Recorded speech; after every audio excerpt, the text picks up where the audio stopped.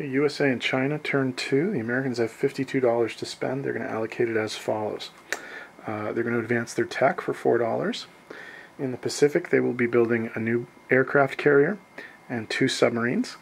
In the Atlantic, they will be building a fighter, a transport, and they will be recruiting another infantry division. The Chinese have $18, and the Burma Road is closed, so that means they can only buy, and they have all of their cavalry on the board right now, so that means they can only buy infantry. So with that $18, they're going to buy 6 infantry. The Americans, of course, cannot attack, but the Chinese can, and they are declaring 2 attacks this round. They will be attacking Kwai Chau with 2 infantry from Sichuan and the Flying Tiger fighter from Suyuan.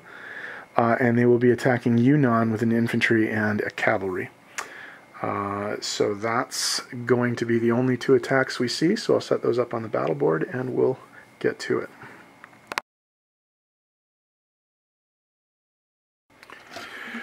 The battle for Kwai Chau, the Chinese are coming in with 2 infantry at 1 and the Flying Tiger fighter at 3. All misses. Japanese defend with a 2.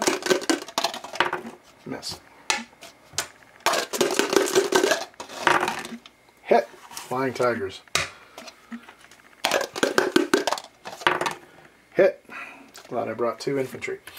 Okay, so the Chinese take the territory with 1 infantry casualty.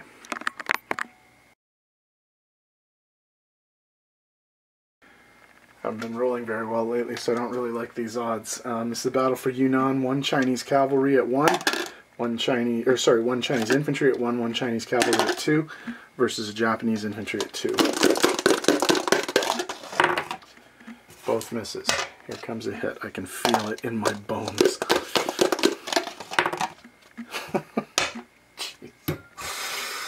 Okay. Miss. Miss.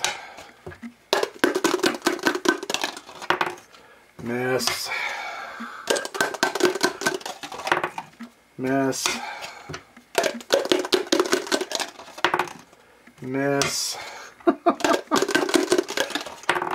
Miss. Hit! Now, I just feel a hit coming. I just feel a hit coming.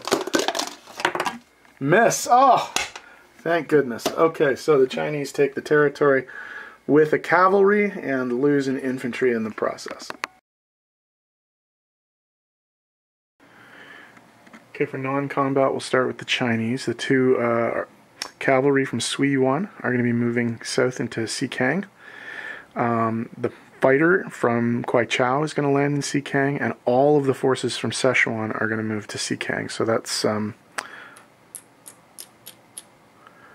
9 infantry, 1 artillery, and 1 tank into Xikang.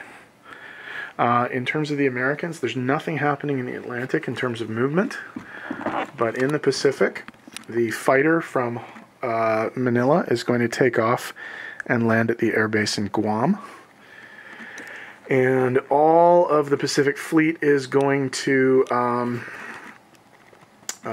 congregate in C-Zone 26. So the 2 ships, the destroyer and the submarine from 48 are going to come up to 26, and the entire fleet from 10 is going to come to 26 as well, bringing with them 2 infantry, an artillery, and a mechanized infantry, along with 2 para-infantry that will be staying in Hawaii as well.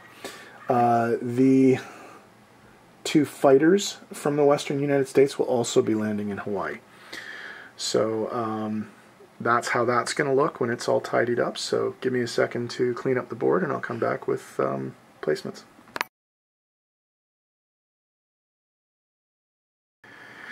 Okay, in terms of placements, the new carrier is going in C-Zone 10, along with 2 new subs.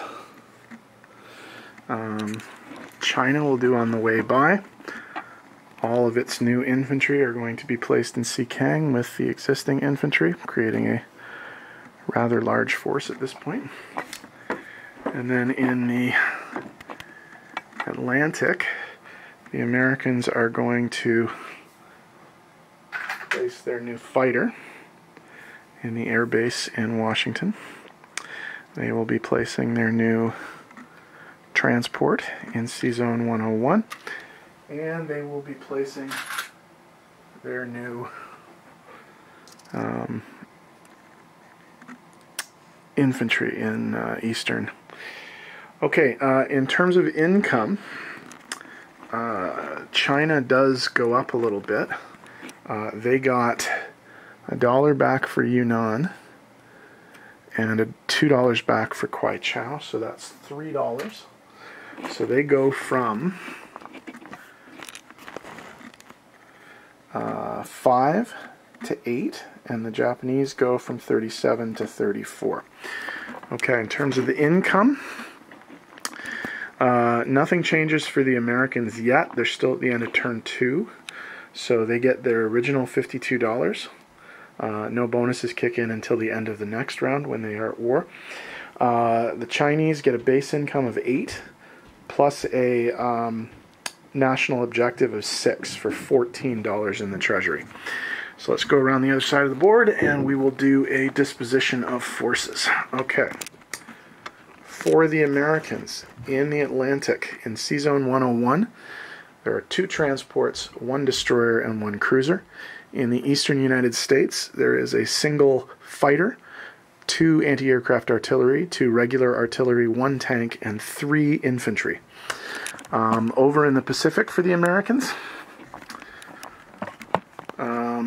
in San Francisco, in the western United States, there are 3 mechanized infantry, 2 anti-aircraft artillery, and then in Sea Zone 10, there's an empty aircraft carrier and 2 submarines. In the Hawaiian Islands, there are 4 infantry, 1 mechanized infantry, 1 artillery, 2 fighters, and a air transport, a tactical bomber, or a strategic bomber that is currently designated an air transport. In the sea zones surrounding the Hawaiian Islands, which I think is, 26, I think? I can never remember. 26. 26, we have the following. We have 2 fully loaded carriers, one of which has 2 fighters and one of which has a fighter and a tactical bomber. We have 2 battleships, 2 cruisers, 3 destroyers, 2 submarines, and 2 transports. In addition, oh, sorry, I didn't move that. In addition, in Guam, there is a fighter at the airbase there. And in the Philippines, there are 2 infantry. Now, in China, here's what we're dealing with here. Actually, I think that gets everything. Okay. So in Yunnan, there is a single Chinese cavalry. In Kwai-Chow, there's a single Chinese infantry. In Suiyuan, there's a single Chinese infantry. And the bulk of the forces are concentrated in Xikang. We have the fighter, 2 cavalry, 1 tank, and 1 artillery. In addition, we have 15 infantry.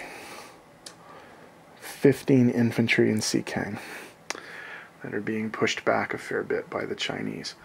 Okay, so that's the Chinese and American turn. UK's up next.